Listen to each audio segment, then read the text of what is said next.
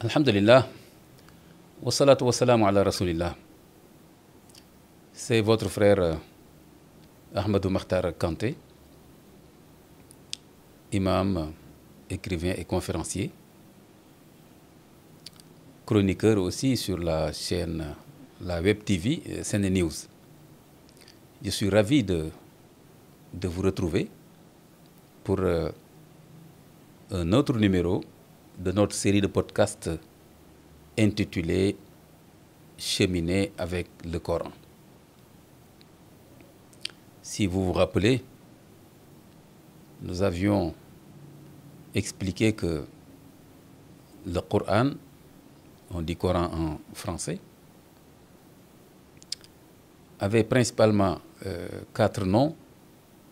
Le Coran lui-même, Al-Kitab, le livre, Al-Zikr, le rappel, et Al-Furqan, le moyen de discernement entre le vrai et le faux. Maintenant, les ulémas ont considéré, pour la plupart d'entre eux, que le Coran comportait maintenant, à côté de ces noms de base, plusieurs qualificatifs qui reflètent chacun, respectivement, n'est-ce pas, une dimension du Coran, tel que le qualificatif de nour, de lumière, de maw'ida, d'exhortation, de remède et de guidance, hudan. Et nous avions insisté sur cette dimension du Coran, cette vocation, je dirais, dirions-nous, du Coran, à savoir la vocation de guidance, hudan. Cette parole d'Allah subhanahu wa ta'ala, créateur et maître des mondes, qui descend de Lawh al-Mahfouz, la table gardée, nous devons plutôt dire la tablette gardée. Parce que Lawh, c'est pas ça ne renvoie pas à table. En arabe, table, c'est ma'ida. Donc, nous pouvons nous demander d'ailleurs pourquoi souvent c'est traduit par table gardée, mais c'est plutôt la tablette, lawh. Cette tablette gardée qui va au-delà de ce que nos sens et notre raison peuvent nous renvoyer, c'est-à-dire qui appartient aux réalités du ghaib, du monde imperceptible. Donc ce Coran qui descend pour venir féconder l'histoire de l'humanité. Nous vous disions que cette vocation de guidance, elle est décisive. Allah subhanahu wa ta'ala nous dit dans le Coran, dans Surat al-Baqarah, أعوذ بالله من الشيطان الرجيم شهر رمضان الذي أنزل فيه القرآن هدى للناس وبينات من الهدى والفرقان. Nous avions montré que ce segment de ce verset indiquait que le Coran est destiné à toute l'humanité. Même à cette personne qui peut penser que le Coran ne lui est pas destiné, qui peut être un coranophobe provisoire. C'est aux musulmans de lui expliquer que le Coran lui est destiné, qu'il est un destinataire, ou bien qu'elle est un destinataire, n'est-ce pas, du Coran.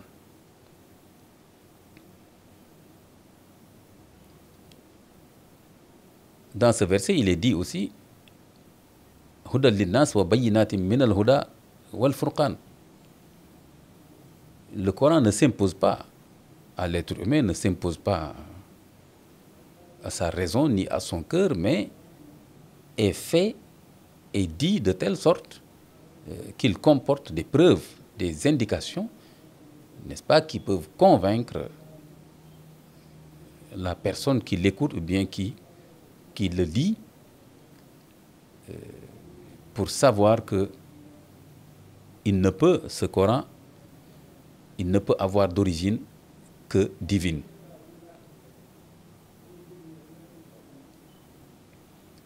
Bayyinatin min al-huda wal furqan. Donc c'est un ensemble de preuves, d'indications de la guidance, de la voie droite. Mais aussi c'est un moyen de discernement entre le vrai et le faux. En tout. C'est pourquoi d'ailleurs nous avions cité aussi l'autre verset. Inna hadha al-Qur'ana yahdi lillati hiya aqwam. Certes, ce Coran conduit dans la voie la plus droite. Chers amis, chers frères, chères sœurs, c'est pour dire que ce Coran qui vient pour guider l'humanité mérite d'être connu. Et pour ce faire, il est incontournable de savoir dans quelles conditions historiques, n'est-ce pas, le prophète Mohammed alayhi salatu wassalam a reçu le Coran. Parce qu'il a été le dépositaire, par la volonté d'Allah subhanahu wa ta'ala, du Coran, par l'intermédiaire de l'archange Jibril alayhi salam. C'est le même que Gabriel de la Bible. C'est Gabriel qui lui a dit la première fois lors de leur première rencontre au mont Hira, Iqra. Lis, et le prophète alayhi salatu wassalam de répondre Ma ana biqari, je suis incapable de lire, je ne peux pas lire. Et ensuite, les 5 premiers versets lui ont été dictés ou révélés, comme on le dit souvent. C'est pour dire, chers amis, chers frères, chères sœurs, qu'il est important de savoir effectivement dans quelles conditions le prophète Muhammad a reçu le Coran. Quelles sont les conditions historiques, n'est-ce pas, de la réception du Coran par le prophète n'est-ce pas, qui de ce fait sera consacré, aura ce statut de Khatamun Nabiyyin, n'est-ce pas, le sceau des prophètes, celui après qui il n'y aura plus de prophètes, celui après qui il n'y aura plus de paroles révélées venant d'Allah subhanahu wa ta'ala. C'est de ce point de vue-là que nous avons posé une question à l'intelligence artificielle, qui est quand même un outil. On peut avoir son point de vue sur l'intelligence artificielle. Il y a des débats, bien sûr, qui sont loin d'être terminés, si un jour d'ailleurs il pourrait être clos, sur l'intelligence artificielle. Mais sa performance, de plus en plus importante, ne peut être niée. Et l'intelligence artificielle peut être très très utile, surtout en matière de rassemblement d'informations sur un dossier ou bien un sujet. C'est aussi une façon de dialoguer avec quelqu'un qui pourrait dire en fait, ce sont les musulmans qui font de la propagande, qui ont des postures apologétiques, qui nous racontent des choses, le Coran a dit cela, le Coran est tel et tel, etc. Alors que si on sort des informations qui ont été rassemblées par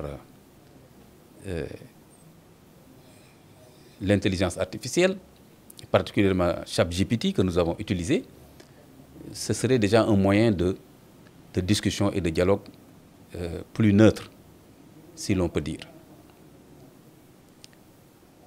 C'est ainsi que nous nous sommes posé la question de quelles sont les conditions historiques dans lesquelles le prophète Mohammed a reçu le Coran.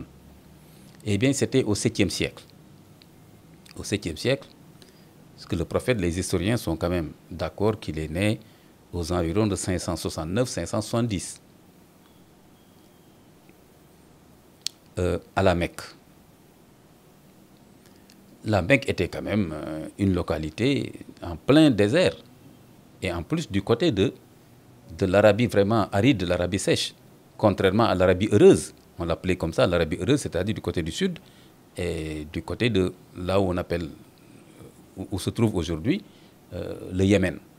Donc c'était une Arabie moins aride, et c'était une Arabie beaucoup plus, n'est-ce pas, peuplée, et en plus une Arabie où se développait, n'est-ce pas, une civilisation matérielle, etc., beaucoup plus dense et complexe que ce qui se passait à la Mecque.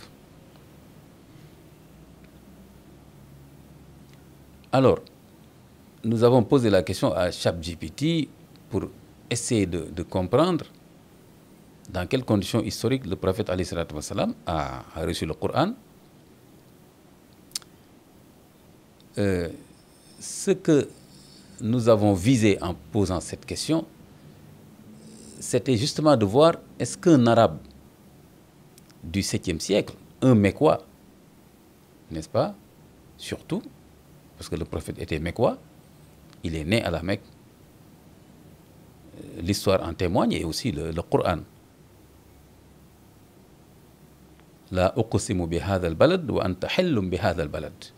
N'est-ce pas, dans Surat al-Balad, Surat le pays, le premier verset à travers lequel Allah subhanahu wa ta'ala jure, le deuxième verset qui suit, dans ce deuxième verset, eh bien, Allah subhanahu wa ta'ala dit au prophète qu'il est, on peut dire citoyen, qu'il est né, qu'il est natif de ce pays, c'est-à-dire la Mecque, à l'unanimité des commentateurs du Coran. Wa anta hillum min hadha al-balad. Donc le prophète est bien situé dans le temps et dans l'espace. Muhammad alayhi salatu wassalam. Alors, quelles sont les conditions historiques, pardonnez-nous, les conditions historiques dans lesquelles, effectivement, donc, le prophète sera dépositaire du Coran. Durant 13 ans à la Mecque, et après il y aura l'Hégire. Inch'Allah ta'ala, nous avons, bien sûr, comme ambition de traiter toutes ces étapes de l'histoire de l'islam, et en particulier l'Hégire, qui est une étape incontournable, une étape fondatrice de beaucoup de choses de l'islam. Nous y reviendrons, Inch'Allah ta'ala. Mais donc là, nous en sommes d'abord à la réception du Coran par le prophète alayhi salatu wassalam, et cela s'est fait en 2 phases, n'est-ce pas, principales. 13 ans donc à la Mecque et 10 ans à Médine, qui s'appelait Yasrib, n'est-ce pas, avant de s'appeler Madinatul Rasoul, et ensuite Médine, par contraction.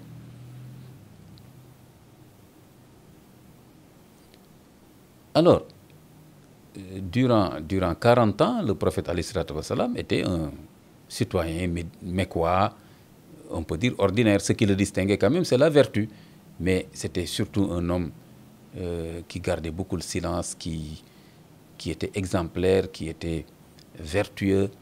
On l'appelait Muhammad al-Amin, n'est-ce pas, celui qui est digne de confiance, celui qui est probe, honnête, et les gens lui confiaient, n'est-ce pas, des objets matériels, comme il lui confiait aussi même on peut dire, des choses immatérielles, des secrets, des récits de famille, etc., etc. Tellement les gens avaient confiance en sa vertu, en sa fidélité, en son honnêteté, etc. Mais jamais, jamais, jamais, personne n'a vu Muhammad alayhi salatu wassalam, durant ces 40 ans, écrire quelque chose de sa main, n'est-ce pas, ou bien réciter des textes, n'est-ce pas, relatifs au droit, à des objets juridiques, ou bien à ce qu'on pourrait appeler de nos jours à la science, comme l'astronomie, comme l'embryologie, la géographie, l'océanographie, etc. Ou bien même des textes relatifs à l'histoire, ou bien encore des textes religieux comme, n'est-ce pas, la Bible, l'Évangile, ou bien des textes de la mythologie grecque, hindoue, persane, etc. Donc, le statut d'analphabète du prophète, n'est-ce pas, est consacré durant ces 40 ans, et nous reviendrons spécialement sur cet aspect des choses. Parce qu'il y a un courant, effectivement, qui est en train de vouloir imposer, entre guillemets, un autre narratif sur cette question du statut, pardonnez-nous, du statut d'analphabète, n'est-ce pas, qui est celui de Mohammed alayhi salatu wassalam. Et c'est une question décisive. Donc, durant 40 ans, aucun Mecquois n'a jamais dit « j'ai vu le prophète écrire quelque chose, j'ai vu Mohammed écrire quelque chose ». Et comme on peut se poser la question d'ailleurs, si Mohammed sallallahu alayhi wa sallam était quelqu'un d'aussi honnête et que les gens avaient tellement confiance en lui, il ne serait pas limité à lui confier des objets, des secrets. Certains lui auraient demandé de leur écrire, par exemple, une lettre pour tel ou tel sujet, en étant sûr qu'il va respecter leur volonté et tout et tout. Personne n'a jamais dit « j'ai demandé à Mohammed sallallahu alayhi wa sallam hier, ce matin, de m'écrire telle ou telle chose ». Par contre, les gens disaient « je lui ai confié telle ou telle chose ». Ce serait quand même bizarre que pendant 40 ans, quelqu'un soit à la Mecque, où tout le monde connaît tout le monde, les gens dorment dans des tentes, etc. etc. Il faut bien se mettre dans ce contexte-là. C'est une vie de nomade, de bédouin. Que quelqu'un puisse cacher son statut, n'est-ce pas, d'analphabète. Au contraire, montrer qu'on était alphabétisé, c'était une façon de se valoriser dans une tribu mecquoise, chez les Qurayshites, où il y avait peu de gens. Les gens qui savaient écrire et compter se comptaient dans les doigts d'une main. Donc, si le prophète était alphabétisé, il aurait dû, au contraire, mettre cela en exergue pour se valoriser. Personne n'a jamais vu le prophète se valoriser par l'écriture. Personne n'a jamais vu le prophète écrire quelque chose. Alayhi salatu wassalam. Donc, même ceux qui essayent de prouver, entre guillemets, qu'il était alphabétisé, ne disent jamais, ne donnent jamais une preuve, n'est-ce pas, de cela. C'est beaucoup plus des conclusions, des thèses, n'est-ce pas, des hypothèses, etc. Mais personne ne met sur la table, n'est-ce pas, une preuve décisive, une indication claire et nette, irréfutable, n'est-ce pas, pouvant remettre en cause le statut d'analphabète qui est celui du prophète Mohammed alayhi salatu wassalam. Donc on peut bien comprendre que ce qui se cache derrière, c'est effectivement cette tentative de remettre en cause ce statut pour pouvoir dire quoi? Pour pouvoir dire qu'effectivement, le prophète alayhi salatu wassalam était tout simplement un génie qui a pu effectivement piquer, entre guillemets, dans les sources grecques, syriaques, persanes, n'est-ce pas, hébraïques, etc., romaines, n'est-ce pas, qui sont les sources, les textes qui existaient, n'est-ce pas, au 7e siècle dans les alentours de la Mecque. Mais c'est une tentative, n'est-ce pas, vaine, parce que comme nous l'avons dit, ce sera impossible à prouver. Alors, pour aller plus loin, nous, sur cette question, et ne pas affirmer, n'est-ce pas, il y a plusieurs versets, on pourra y revenir, Inch'Allah ta'ala, qui affirment de façon irréfutable, clairement, explicitement, le statut d'analphabète, n'est-ce pas, qui est celui du prophète Mohammed alayhi salatu wassalam. Mais nous allons nous limiter à poser la question à ChatGPT, qu'on ne peut pas considérer comme un imam qui fait la propagande. Et quelle est la question que nous lui avons posée? Alors, la voici, je vais la lire textuellement. C'est moi-même qui ai posé cette question à ChatGPT. Je cite: est-ce qu'un arabe vivant à la Mecque au 7e siècle pouvaient accéder aux textes religieux, juridiques, scientifiques, littéraires de cette époque.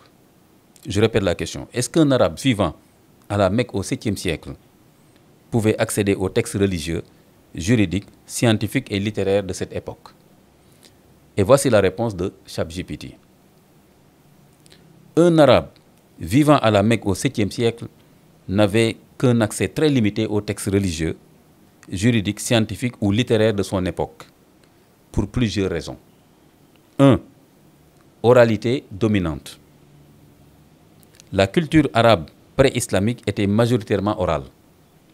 Les connaissances religieuses, les poèmes, les lois tribales et les traditions étaient transmis de mémoire, non par l'écrit. 2. Faible alphabétisation. Très peu de personnes savaient lire ou écrire. L'écriture existait notamment en arabe, entre parenthèses, notamment en arabe, syriaque, araméen, grec, etc. Mais l'alphabétisation était rare, surtout à la Mecque. 3. Absence de bibliothèque locale. Il n'y avait pas de bibliothèque ou d'institution éducative à la Mecque comparable à celle d'Alep. Alep, c'est en Syrie. D'Alexandrie, c'est en Égypte. Ou de Gundishapur, c'est en Inde. Les grands centres de savoir se trouvaient hors de la péninsule arabique. 4. Accès limité aux textes religieux. Certains érudits juifs ou chrétiens vivaient dans la région, par exemple à Najran, c'est dans l'Arabie, Hira ou dans le nord de l'Arabie. Mais l'accès aux écritures, entre parenthèses, Bible, Torah, etc., était réservé à des clercs, souvent en langue étrangère, hébreu, grec, syriaque. 5. Connaissances transmises par quelques individus. Seules quelques personnes, très spécifiques, entre parenthèses, marchands lettrés, moines, itinérants, scribes, avaient un accès ponctuel à des éléments de savoir venus d'ailleurs. Conclusion, c'est la réponse de ChatGPT que je viens de vous lire intégralement. Conclusion, un habitant ordinaire de la Mecque au 7e siècle n'avait ni les outils, ni les institutions, ni les moyens linguistiques ou matériels pour accéder à un large éventail de textes religieux, juridiques ou scientifiques. Fin de la réponse de ChatGPT. Donc, vous voyez, on ne peut pas dire que c'est un imam illuminé qui a donné cette réponse. Et on ne peut pas aussi se moquer de cette réponse-là parce que ChatGPT, effectivement, est capable de piquer, n'est-ce pas, sur différentes sources, n'est-ce pas, et sur plusieurs époques de différents ouvrages, de différents auteurs, qu'ils soient musulmans ou non, arabes ou non.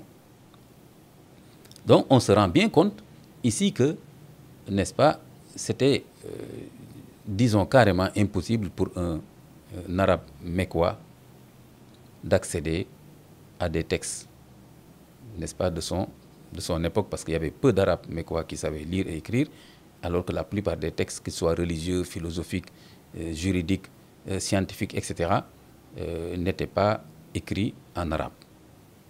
Donc, les quelques arabes qui savaient lire aussi ne pouvaient pas accéder à tous ces textes-là.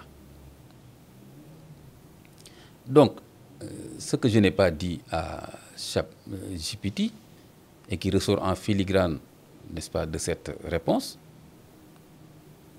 c'est que si c'était aussi difficile que cela pour un arabe du 7e siècle, n'est-ce pas, alphabétisé, d'accéder aux textes de son époque, alors que dire d'un arabe analphabète de la même époque et mécois? Alors que dans le Coran, on trouve effectivement des références au droit, donc à des objets juridiques, à ce qu'on peut appeler aujourd'hui la science moderne, l'astronomie, l'embryologie, l'océanographie, etc., à ce qui est purement religieux, par exemple des questions sur Dieu, sur le paradis, la vie de l'au-delà, la fin des temps, sur les prophètes, etc., etc., et qui ne sont pas des copies conformes, qui ne relèvent pas du plagiat de ce qu'il y a dans la Bible. Nous reviendrons, Inch'Allah ta'ala, sur cet aspect-là. Le Coran a été accusé d'être un texte de plagiat, un texte décousu, etc., etc. Donc, si un arabe mécois ne pouvait pas accéder à tous ces textes-là pour les raisons que ChatGPT a énumérées, que dire alors, n'est-ce pas, d'un arabe analphabète? Et c'était le cas du prophète Mohammed alayhi salatu wassalam. Donc voilà, chers amis, chers frères et sœurs, c'était le deuxième podcast Cheminer avec le Coran. Nous étions très ravis de vous le présenter. Nous vous donnons rendez-vous pour le prochain podcast Cheminer avec le Coran.